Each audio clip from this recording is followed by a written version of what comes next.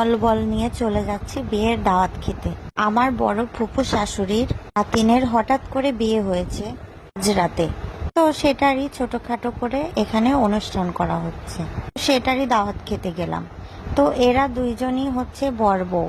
বিয়ের দিন যেহেতু এদের ক্ষীর খাওয়ানো হয়নি, তাই আজকে ক্ষীর খাওয়াচ্ছে। তো যাই হোক, আর খাওয়া দাওয়া করার জন্য আমরা বাইরে বসে অপেক্ষা করছিলাম। আমরা সিট পাইনি তো কি হয়েছে, আলিফ কিন্তু ঠিকই ওর দুই চাচাতো ভাইকে নিয়ে বসে গিয়েছে, লক্ষ্মীর মতো খাবার খাচ্ছে। এই তো এবার অবশেষে আমরা সিট পেয়ে গেলাম। আর গ্রামের খাবার মানেই তো সাদা ভাত, আর এর সঙ্গে দিয়ে দিল পাতলা করে রান্না করা মুগের ডাল। তো ডাল ভাত খেতে খেতে এরপরে দিয়ে দিল গরুর মাংস। যেহেতু গ্রামের বিয়ে, তো এখানে সাদা ভাত মাংস এগুলোই থাকবে। শেষে কিন্তু পাতলা ডাল আর দইও ছিল। আমি যেহেতু দই খাই না, তো দই নেইনি। খাওয়া দাওয়া শেষ করে বাইরে একটু বসে অপেক্ষা করছি, এবার বাড়িতে চলে যাওয়ার পালা। ভিডিওটি দেখার জন্য ধন্যবাদ।